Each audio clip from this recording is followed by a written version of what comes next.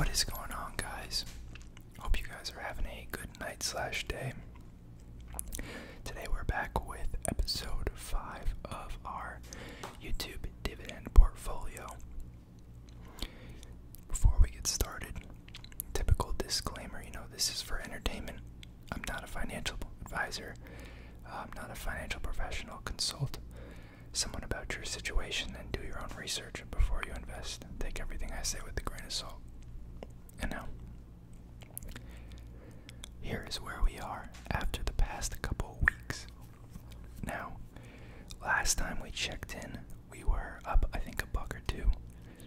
We are now down $1.59, about 2%. This is about in line with how the S&P has been behaving the past couple of weeks.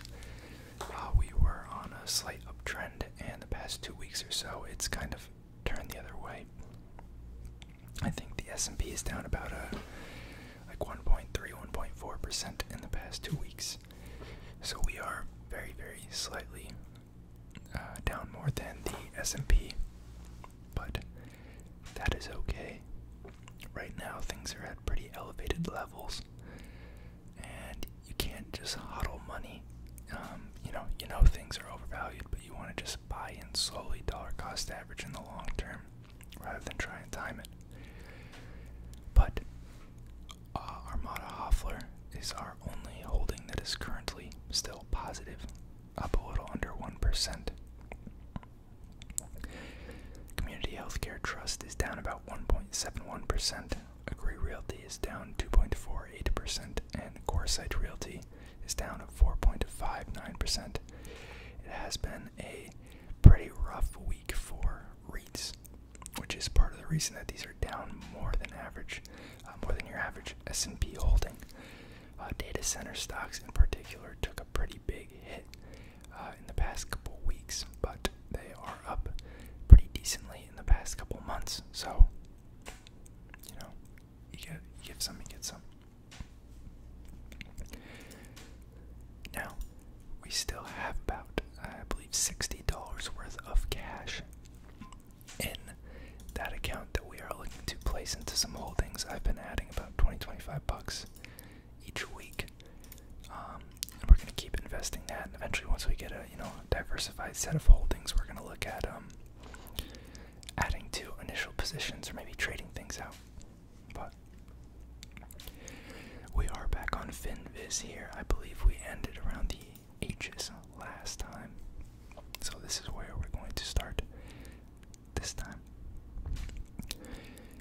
Now, we've noticed that most of the ones that we've seen thus far is a lot of finance companies, office REITs, insurance, and kind of like oil and gas, which are a lot of things that I am not too knowledgeable in, not too interested in.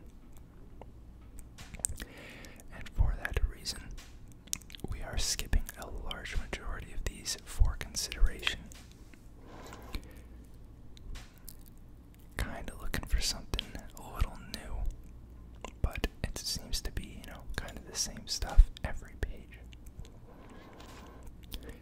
I'm guessing this is Joann Fabrics. I am familiar with that company, and I am not interested in investing in them, so we will keep going. We have a furniture company here. Not crazy about that industry, but we will look at this as a chemical company called Kronos Worldwide.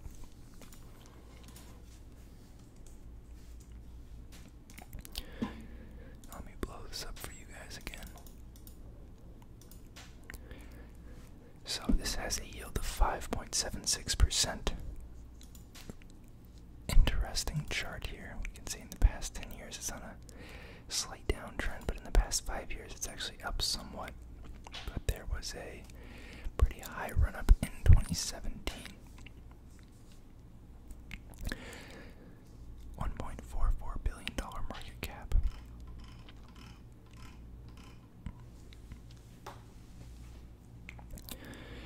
They make pigments in Europe, North America, Asia Pacific, and internationally.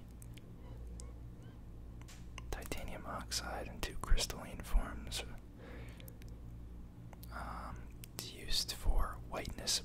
thickness, opacity, and durability of various products, including paints, coatings, plastics, paper, fiber, and ceramics, as well as for various specialty products such as inks, foods, and cosmetics. Seems like a kind of concentrated business model.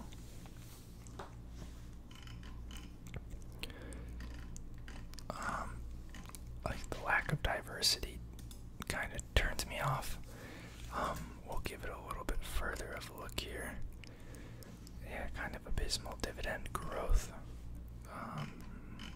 When you're looking at these smaller companies, you're hoping to get a little more upside and a little bigger return in exchange for the the risk that you're taking. But they seem to have the risk without the benefits. So.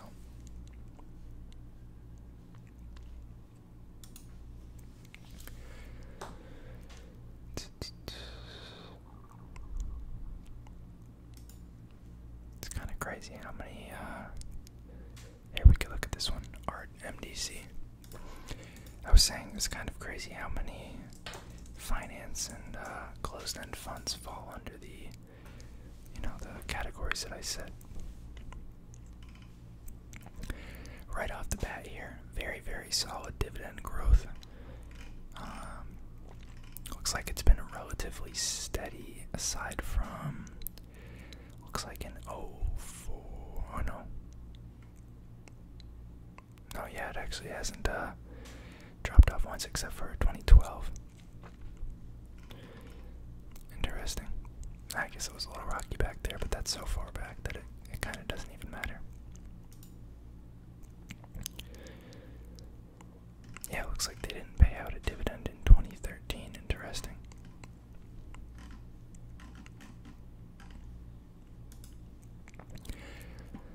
But we have a 3.15% yield, a 3.44% short interest, and a market cap of about $3.5 billion. Decent volume of about 500,000 shares traded. That's not a crazy volume, but this is a smaller company. It's a home building and financial service business. Single-family detached homes. Company conducts its home building operations in Arizona, California, Nevada, Washington, Oregon, Colorado, Utah, Virginia, Maryland, and Florida.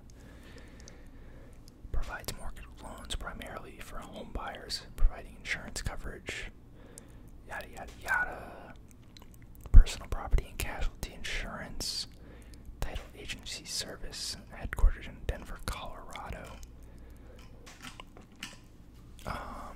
I'm not turned off yet. Let's look at the macro trends.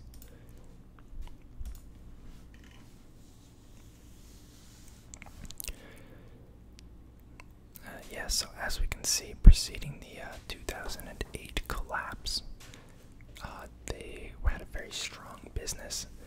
Looks like they got hit pretty hard then. That's probably why they cut the dividend around here, because they were still recovering and trying to, reinvest capital from this massive drop-off.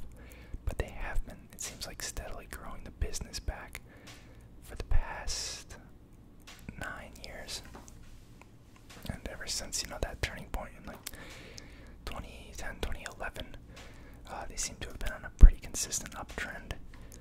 We can say somewhat the same thing here after 2012 for the net income. And therefore, EPS will be very similar. They have been issuing new shares, but that's only a couple percentage points for the most part, quarter over quarter. Again, we see the drop-off after the 2007-2008 crisis. Currently sitting at about $4.5 billion in assets and about $2.1 billion in liabilities. Pretty consistent margins of about 3 to 10% over the past 9 years or so, with the slight bump we saw here. Not sure what that's caused by, but we saw the same thing in the EPS and earnings charts.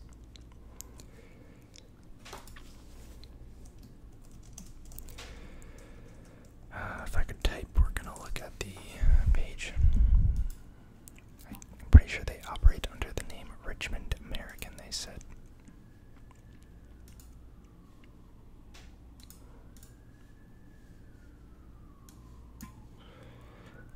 you guys can hear that siren in the background. Here we have their presentation. Home sale revenue increased 54%. Unit deliveries up 43%. Average selling price of deliveries up 8% to $502,000. It's actually pretty expensive.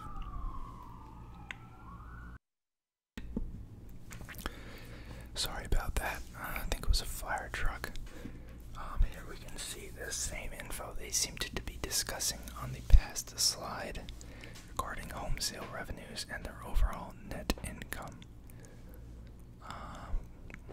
I see a note down here that they paid a 8% stock dividend in the first quarter of 2021.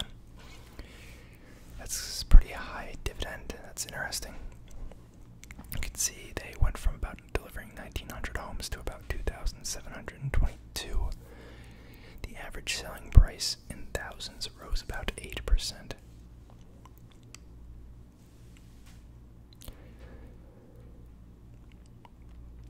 And ironically, they seem to have an even higher backlog now, if I'm reading that correctly. Gross margin has increased slightly, about 2.9%.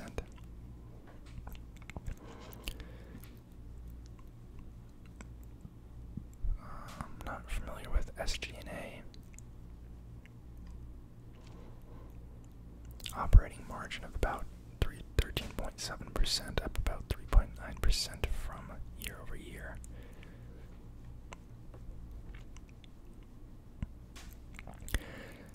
Total quantity for home orders is up about 40%.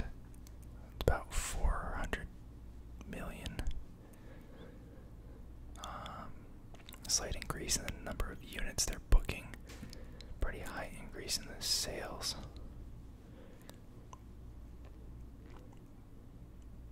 Pretty large backlog still. Probably due to the retail, the residential boom.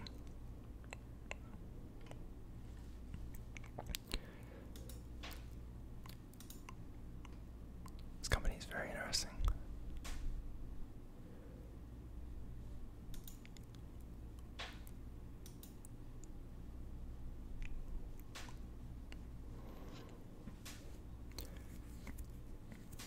So we can see their main home building business up top, and their mortgage corporation second down, the insurance agency we saw mentioned, and then the title and escrow company must be the agency business that they were referring to in the description.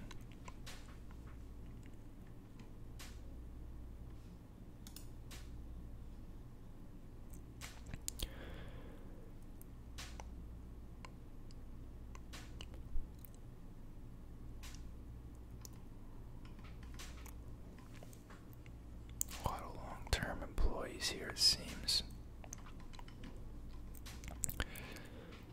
SVP was a real estate attorney. Other SVP and CFO was part of an LLP accounting firm.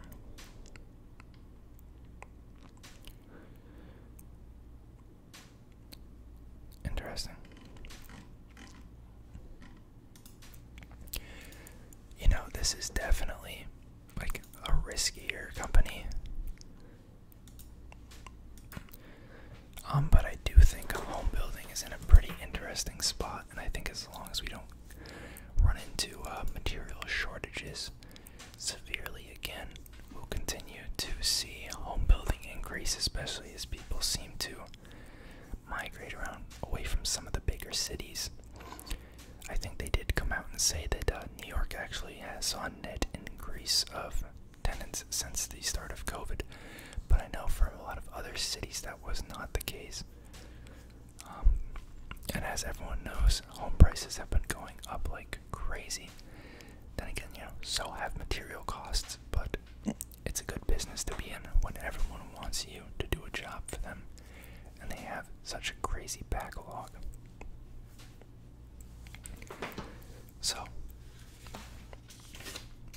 I am going to make a note to purchase this tomorrow.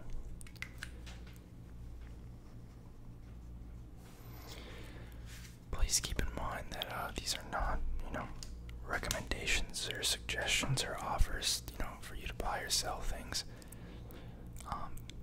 I'm probably not doing the same degree of due diligence that I do for some of my longer term holdings that I'm putting large amounts of money in. Obviously, I'm running you through my thought process here and the gist of it, and making sure there's nothing crazy that sticks out, making sure we understand what businesses they're in. But this is a lot more for entertainment, so I'm not going to stress like crazy over the specifics and the research of these companies. And with that said, I'll see you guys next time. Feel free to drop a comment if you want to see another type of video. I'm always open to suggestions.